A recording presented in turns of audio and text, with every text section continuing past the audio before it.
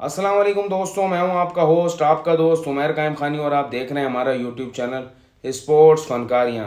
Pakistan cricket team में अभी जीत का जश्न शुरू ही हुआ था कि उसमें रंग में भंग पड़ना शुरू हो गए हैं और पाकिस्तान क्रिकेट बोर्ड ने बड़े बड़े फैसले करना शुरू कर दिए। ऑस्ट्रेलिया के खिलाफ जो हम टूर कर रहे हैं उसके लिए स्क्वाड का ऐलान कर दिया। उसके बाद जो जिम्बाब्वे का टूर कर रहे हैं उसका भी स्क्वाड का ऐलान कर दिया। और उसके बाद सेंट्रल कॉन्ट्रैक्ट का कौन कौन किस किस कैटेगरी में हिस्सों को उसका भी ऐलान कर दिया। सबसे बड़ी खबर ये थी कि रिजवान जो वाइट बॉल के कैप्टन बना दिए गए हैं, यानी कि T20 और वनडे के कप्तान अब से रिजवान होंगे।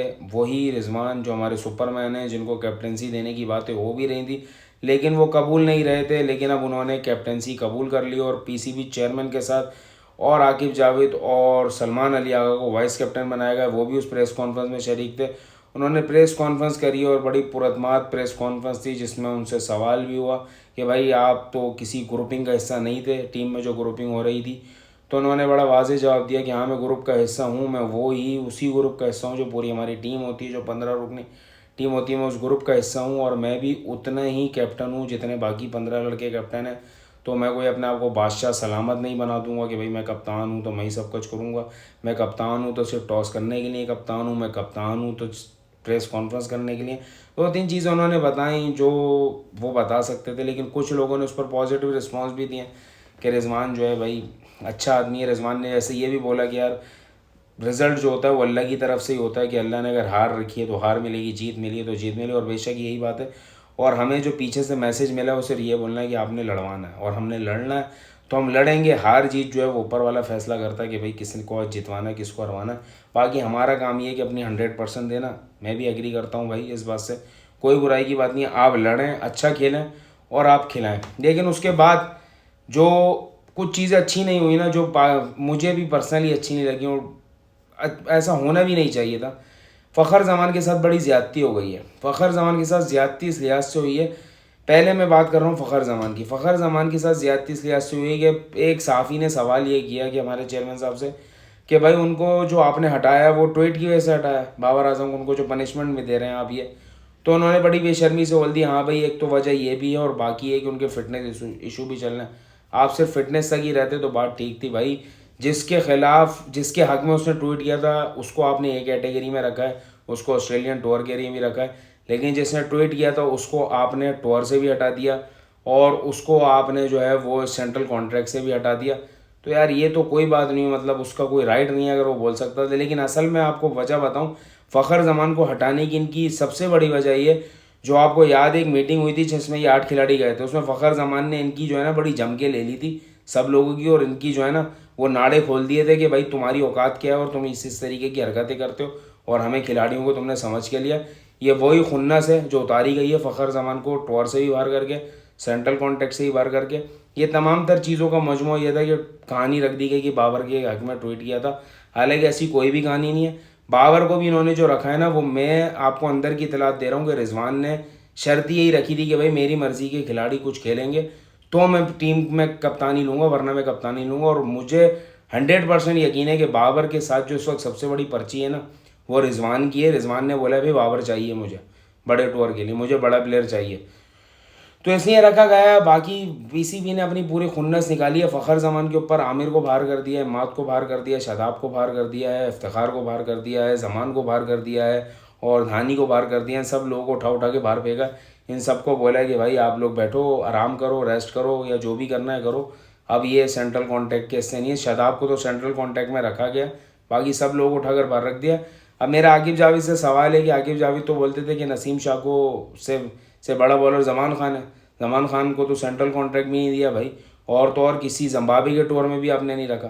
बाकी तमाम खिलाड़ियों को बहुत सारे जो इन्होंने टीम सेलेक्ट करी है ना, जो अभी तक स्क्वाड का ऐलान हुआ है उसमें बहुत सारे अगर आप देखें तो ऐसा लगेगा पाकिस्तान के तमाम खिलाड़ियों को इन्होंने ले लिया, लेकिन कुछ लोगों के साथ ज्यादती भी करी है कि यार उनकी भी जगह बनती थी, अगर आप डाल ही रहे थे तो इनको भी डालते थे।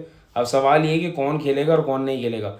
इमामुल हक को सेंट्रल कॉन्ट्रैक्ट से भी हटा दिया गया है और इमामुल हक को जो है वो किसी भी स्क्वाड में शामिल नहीं किया गया। आमिर को T20 में भी नहीं रखा गया। बाबर आजम को जिम्बाब्वे टूर से, नसीम को और शाहीन को इनको हटा दिया गया है। इनकी ये जिम्बाब्वे टूर में भी नहीं होंगे, ऑस्ट्रेलिया के टूर तक होंगे, बाकी ये नए खिलाड़ी जाएंगे। जहादात जो मेरे बड़े फेवरेट हैं उनको दोनों टूर्स में रखा गया, तो मैं बड़ा खुश हूँ। चलो भाई, किसी को तो इन्होंने आगे बढ़ने का दिया, और कामरान गुलाम को भी। अच्छा, स्पिनर जिनकी वजह से हम दोनों टेस्ट मैच जीते हैं ये अभी, उसमें साजिद को कम से कम एज ए स्पिनर आप वनडे में ट्राई करवा लेते यार, एक अच्छा एक्सपीरियंस मिल जाता, टूर में भेज देते। सेंट्रल कॉन्ट्रैक्ट तो इन्होंने दिए हैं, लेकिन उसके बाद किसी को भी एक दोनों में से किसी एक को इन्होंने टूर में लेकर नहीं भेजा। ना ऑस्ट्रेलिया के टूर में मौजूद हैं, ना जिम्बाब्वे के टूर में मौजूद हैं। तो ओवरऑल अभी जो है वो समरी है कि पाकिस्तान में बहुत सारे नए खिलाड़ी आ भी गए और बहुत सारे खिलाड़ियों को नज़रअंदाज भी गए, लेकिन इतने सारों को ले तो नहीं सकते थे। लेकिन जिन लोगों को नज़रअंदाज किया गया, जैसे फ़खर ज़मान है, फ़खर ज़मान को और ज़मान ख़ान को, इन दोनों के साथ जो है वो मुझे नहीं पता कि किस तरीके से मैनेज किया इन्होंने। जिम्बाब्वे टूर में डाल सकते थे फ़खर को, जो है आप यूज़ कर सकते थे ऑस्ट्रेलिया के टूर में, और आप एक ट्राई ले सकते थे, क्योंकि आपके पास एक वाहिद प्लेयर वही है जो भाई मर्दों की तरह खेलता है और डरता डराता नहीं है, खुल के खेलता है और अपनी मर्ज़ी से खेलता है, और बड़ा मशहूर भी है। वो बोलता है इसके लिए खेलता हूँ, पीछे नाम के लिए नहीं खेलता। तो फ़खर की तमाम तर चीज़ों में आपको चांस देना चाहिए, लेकिन आपने खुन्नस निकाली है, क्योंकि आप तो अपने आप को समझते हैं सारा करता धरता, भाई आप ही लाजमी है। जब आपकी उसने बजा दी मीटिंग के अंदर और सारी चीज़ें कर दी, तो आपने खुन्नस निकाली है। मैं तो जितने लोग बोल रहे हैं ना कि भाई बाबर आजम के हक में ट्वीट किया था और फिटनेस नहीं थी और फ़खर ने यूँ किया था तो यूँ कर दिया, मैं आपको क्लियर बात बता रहा हूँ, इन्होंने सिर्फ खुन्नस उसी चीज़ की निकाली है जो आपको याद है। मैंने एक प्रोग्राम किया था, मैंने बताया था कि फ़खर ने जाकर पीसीबी वालों को सबको बताया है, नंगा किया है सबको कि भाई तुम्हारी ये हरकतें, मैं आता हूँ मुझे बुलाया जाता है, एनओसी नहीं दिया जाता। फिर आप सारी चीज़ें करके करके उसने सबके मुंह पर मारी, और उस वक्त जो पीसीबी चेयरमैन साहब जो है वो नन्हे बन गए थे कि नहीं मुझे तो ये पता ही नहीं, अच्छा तुम ये कर रहे हो, अच्छा तुम ये कर रहे हो। जब फ़खर ने सबके नाड़े खोलने शुरू कर दिए थे कि भाई सबको, वो सब बोल रहे थे ये क्या कर दिया भाई फ़खर ने, उसके बाद ये खुन्नस पूरी बनाई गई बनाई गई बनाई गई, फिर फ़खर भाई ने एक ट्वीट भी मार दिया।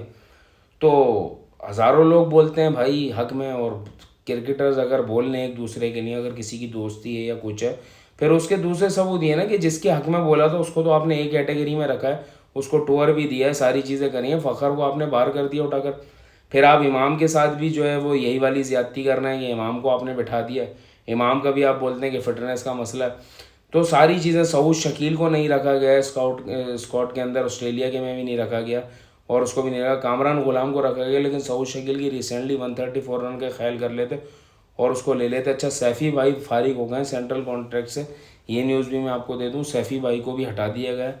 सैफ़ी भाई जो उनके मुतालिक पीछे से बड़ी ख़बरें भी आ रही थी, मैंने भी एक प्रोग्राम में बताया था कि सैफ़ी भाई जो हैं वो वाहिद प्लेयर हैं जो बगैर खेले पाकिस्तान से इतने करोड़ों रुपए ले रहे हैं, तो उनको अब सेंट्रल कॉन्ट्रैक्ट का हिस्सा बना दिया। तो शायद अब सैफ़ी भाई वो वाली खामोशी इख्तियार ना रखें जो सेंट्रल कॉन्ट्रैक्ट की वजह से वो चुप रहते थे। तो अब उनके कुछ बयानात आना शुरू, और उनको पब्लिकली और सोशल मीडिया पर अब वो कुछ नज़र आना शुरू होंगे और वो अपनी ज़बान खोलना शुरू करेंगे उनके साथ ज़्यादतियाँ जो इनके साथ जुल्म जो है, क्योंकि उस वक्त तक वो पीसीबी के तमाम लिहाज को और मुरव्वत रखते थे क्योंकि उनको सैलरी मिलती थी सेंट्रल कॉन्ट्रैक्ट के तहत। तो अब उनके शायद मामला तब देखने में आएंगे कि जो लोग बोलते थे कि सैफ़ी भाई जो है वो बोलते नहीं हैं, अब देखते हैं सैफ़ी भाई क्या क्या बोलते हैं और किस किस को कहाँ कहाँ नंगा करते हैं, क्योंकि अब वो सेंट्रल कॉन्ट्रैक्ट का हिस्सा नहीं है।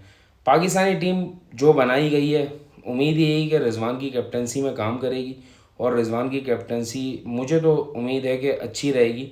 और पाकिस्तानी जितने बड़े प्लेयर्स हैं उनको चाहिए कि अब रिजवान को सपोर्ट करें, क्योंकि बाबर और रिजवान की जोड़ी तो मशहूर है ही। बाबर और रिजवान समझ लें कि अहमद शहजाद ने बोला भी था कि ये एक ही सिक्के के दो रुख हैं।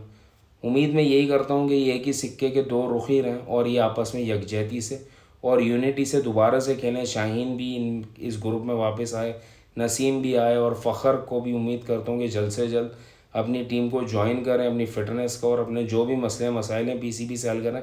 लड़ाई झगड़े से तो मसले हल नहीं होंगे। और सुनने में आ रहा है कि वो दिल बर्दाश्त हो के फ़खर शायद रिटायरमेंट का भी ऐलान करने वाले हैं। तो फ़खर भाई थोड़ा सा तहम्मुल रखें, सबको सब कुछ मिल जाएगा। जो करेगा नाजायज़ आपके साथ उसको नाजायज़ मिल जाएगा, आप टेंशन नहीं लें, थोड़ा सा इत्मीनान रखें। इंशाल्लाह जो भी होगा बेहतर होगा। कौम के लिए आपने अच्छा किया है, आपने अपनी अपनी पूरी पूरी एफर्ट्स दी, आपके ऊपर कभी भी सवाल ये नहीं उठा कि आपने जानबूझ के मैच हरवाया या कुछ किया। आपने हमेशा अपनी मेहनत से खेला। तमाम तर खिलाड़ियों के आज तक यही है कि खेलते हैं मेहनत से, किसी ने आज तक ये इल्ज़ाम नहीं लगा। फ़िलहाल के लिए इतना ही था। मेरे प्रोग्राम को लाइक करें, सब्सक्राइब करें और ज़्यादा से ज़्यादा शेयर करें, और मुझे दुआओं में याद रखिएगा। फ़िलहाल के लिए इजाज़त दीजिएगा। अल्लाह हाफिज़।